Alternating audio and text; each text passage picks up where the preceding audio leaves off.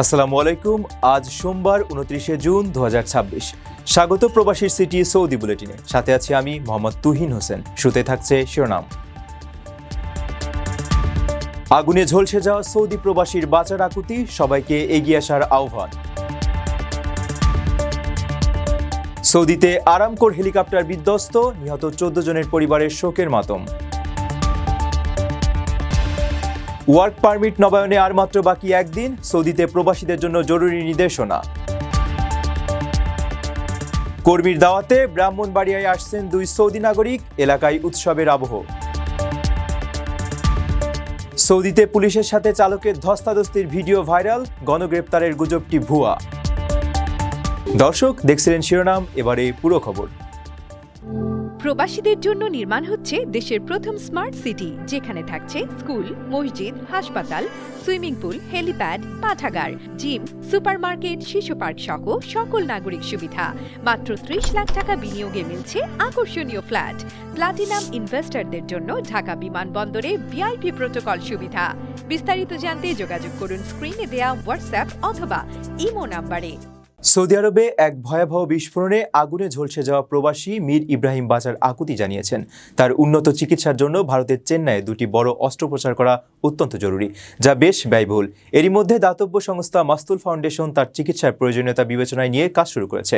এই দুঃসময়ে রেমিটেন্স যোদ্ধা ইব্রাহিমকে সুস্থ করে তুলতে সামর্থ্যবানদের এগিয়ে আসার আহ্বান জানানো হয়েছে।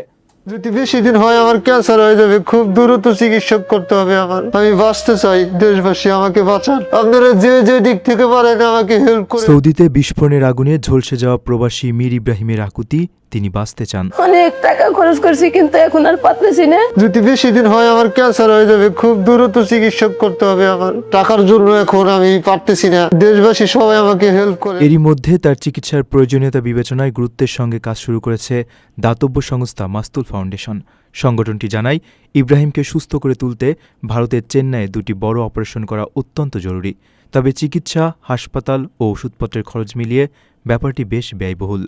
আমারে আপনারা বাঁচান, বাঁচানোর মালিক আল্লাহ ছিল আপনারা।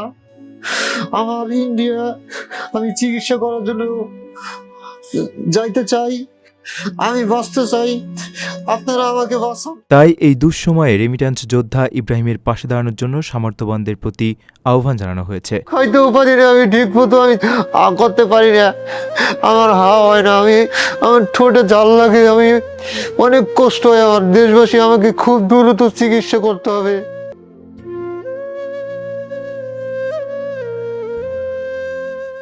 সৌদি আরবের রাষ্ট্রায়ত্ত তেল কোম্পানি আরামকোর একটি হেলিকপ্টার বিধ্বস্ত হয়ে 14 জন সৌদি নাগরিক নিহত হয়েছেন।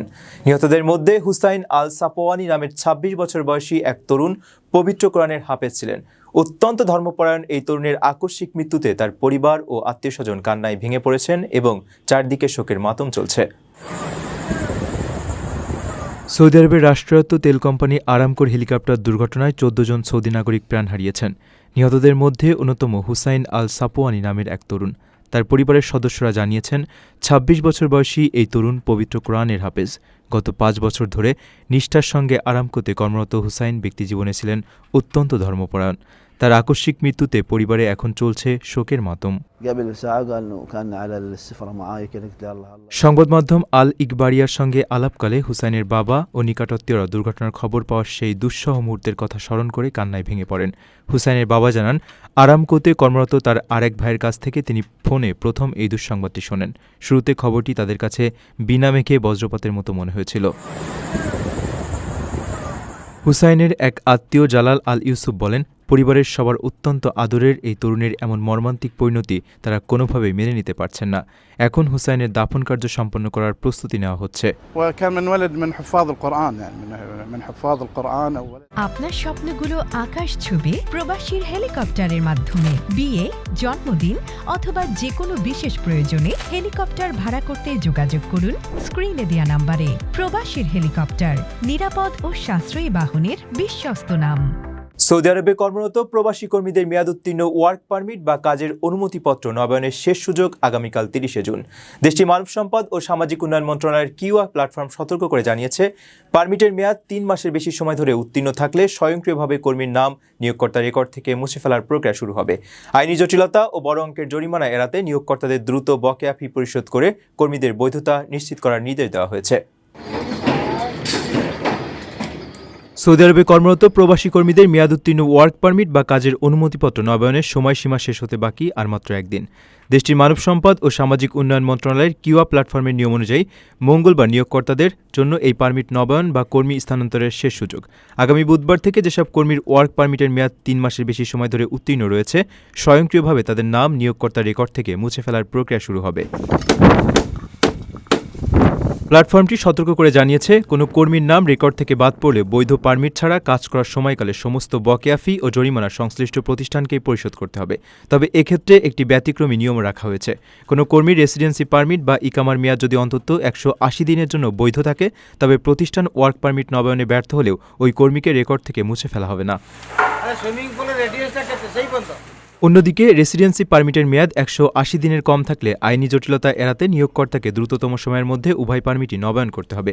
সৌদি আরবের শ্রমবাজার সুশৃঙ্খল করতে এবং কঠোর আইনি ব্যবস্থা ও বড় অঙ্কের জরিমানা এড়াতে কিউয়া কর্তৃপক্ষ এই নির্দেশনা দিয়েছে। তাই অবিলম্বে বকেয়া ফি পরিশোধ করে কর্মীদের বৈধতা নিশ্চিত করার জন্য নিয়োগকর্তাদের প্রতি জোরালো আহ্বান জানানো হয়েছে। প্রবাসী কর্মী জহিরুল ইসলামের আমন্ত্রণে বাংলাদেশের সংস্কৃতি ও আতিথেয়তা উপভোগ করতে আগামী ৫ জুলাই ব্রাহ্মণবাড়িয়ায় আসছেন ২ সৌদি নাগরিক খামাস হালসান আল কার্নি এবং আহমেদ ইয়াতিম আল সুয়াইমি।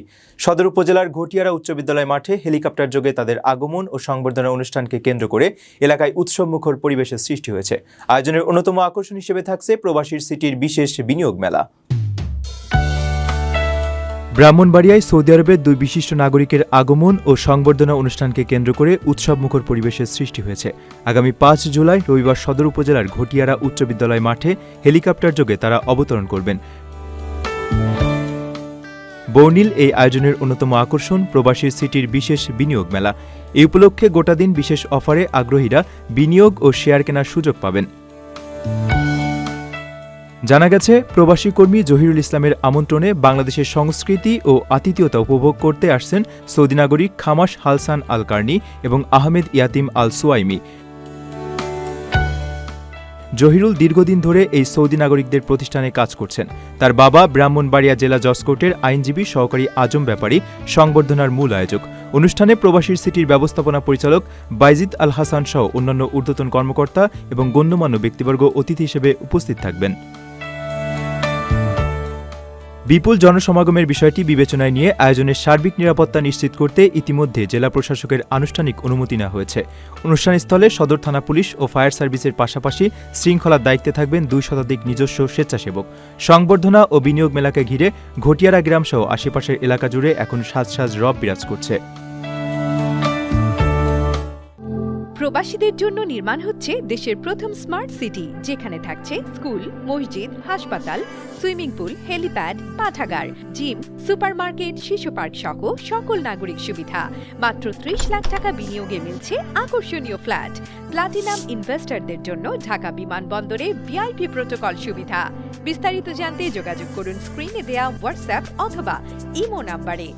সৌদি আরবে রাতের আধারে টহল পুলিশের সাথে এক গাড়ি চালকের ধস্তাধস্তির ভিডিও সামাজিক যোগাযোগ মাধ্যমে ভাইরাল হওয়ার পর গণগ্রেপ্তারের যে গুজব ছড়িয়েছে তা সম্পূর্ণ ভিত্তিহীন বলে নিশ্চিত করা হয়েছে। মূলত ট্রাফিক আইন অমান্য করে পালানোর চেষ্টাকালে এক চালককে জোরপূর্বক গাড়ি থেকে বের করে আনার সময় এই ধস্তাধস্তির ঘটনা ঘটে। নেটিজেনদের মধ্যে আতঙ্ক ছড়ানোর উদ্দেশ্যে বিভ্রান্তিকর ক্যাপশন দিয়ে ভিডিওটি প্রচার করা হয়েছিল। তাই এ ধরনের গুজব থেকে সবাইকে সতর্ক থাকতে বলা হয়েছে। সৌদিতে রাতের আধারে পুলিশের সাথে ব্যক্তির ধস্তাধস্তির একটি দৃশ্য সম্প্রতি সামাজিক যোগাযোগ মাধ্যমে ব্যাপকভাবে ছড়িয়ে পড়েছে। দেখা যায়, রাস্তায় একটি টয়োটা গাড়িকে চারপাশ থেকে ঘিরে রেখেছে পুলিশের কয়েকটি টহল গাড়ি। এরপর আইন শৃঙ্খলা বাহিনীর সদস্যরা অবরুদ্ধ গাড়িটির চালককে জোরপূর্বক বের করে আনার চেষ্টা করলে পরিস্থিতি উত্তপ্ত হয়ে ওঠে। এ সময় চালক তীব্র বাধা দেন এবং গাড়ি থেকে বের হতে অস্বীকৃতি জানান। এক পর্যায়ে পুলিশের সাথে ওই চালকের রীতিমতো ধস্তাধস্তি শুরু হয় এবং কর্মকর্তারা বল প্রয়োগ করে তাকে গাড়ি থেকে টেনে বের করে আনেন। ভিডিওটি এক্সে শেয়ার করে এক ব্যক্তি দাবি করেন, রিয়াদ সহ সৌদি আরবের বিভিন্ন শহরে ব্যাপক ধরপাকড় ও তল্লাশি অভিযান চলছে। তার দাবি ছিল, রাতভর চলা এই অভিযানে ডজন ডজন মানুষকে গ্রেপ্তার করা হয়েছে এবং এ বিষয়ে বিস্তারিত তথ্য দিয়ে তিনি সবাইকে চমকে দেবেন। বিভ্রান্তিকর ক্যাপশন সহ পোস্টটি মুহূর্তের মধ্যেই অনলাইনে ছড়িয়ে পড়ে এবং সাধারণ মানুষের মধ্যে আতঙ্ক তৈরি করে। তবে জানা গেছে এটি কোনো গণগ্রেফতার অভিযান নয়, বরং ট্রাফিক নিরাপত্তার টহল দলের নিয়মিত অভিযান। চালকের ট্রাফিক আইন অমান্য করা, কাউকে ধাক্কা দিয়ে পালিয়ে যাওয়ার চেষ্টা কিংবা গাড়ি চুরির মতো অপরাধ ঘটলে তখনই পুলিশ ধাওয়া করে তাদের আটকে থাকে। আর ধরা পড়ার পর বাঁচার জন্য ওই চালক ধস্তাধস্তিতে লিপ্ত হয়েছিলেন। সচেতন মহল থেকে এ ধরনের ভিত্তিহীন গুজব ছড়ানো থেকে সবাইকে সতর্ক থাকার আহ্বান জানানো হয়েছে। দর্শক দেখছিলেন প্রবাসীর সিটি সৌদি বুলেটিন। শেষ করার আগে শিরোনামগুলো জানিয়ে দিচ্ছি আরও একবার। আগুনে ঝলসে যাওয়া সৌদি প্রবাসীর বাঁচার আকুতি, সবাইকে এগিয়ে আসার আহ্বান। সৌদিতে আরামকোর হেলিকপ্টার বিধ্বস্ত, নিহত 14 জনের পরিবারের শোকের মাতম। ওয়ার্ক পারমিট নবায়নে আর মাত্র বাকি একদিন, সৌদিতে প্রবাসীদের জন্য জরুরি নির্দেশনা। কর্মীর দাওয়াতে ব্রাহ্মণবাড়িয়ায় আসছেন 2 সৌদি নাগরিক, এলাকায় উৎসবের আবহ। সৌদিতে পুলিশের সাথে চালকের ধস্তাধস্তির ভিডিও ভাইরাল, গণগ্রেপ্তারের গুজবটি ভুয়া। এই ছিল সৌদি বুলেটিনের আজকের আয়োজনে। প্রবাসের সর্বশেষ সংবাদ পেতে ভিজিট করুন probastoime.com। সাবস্ক্রাইব করুন আমাদের ইউটিউব চ্যানেল এবং চোখ রাখুন ফেসবুক পেজে। পরবর্তী বুলেটিন দেখার আমন্ত্রণ জানিয়ে আজকের মতো বিদায় নিচ্ছি। আমি মোহাম্মদ তুহিন হোসেন। সে পর্যন্ত সবাই ভালো থাকবেন এবং নিরাপদে থাকবেন। আল্লাহ হাফেজ।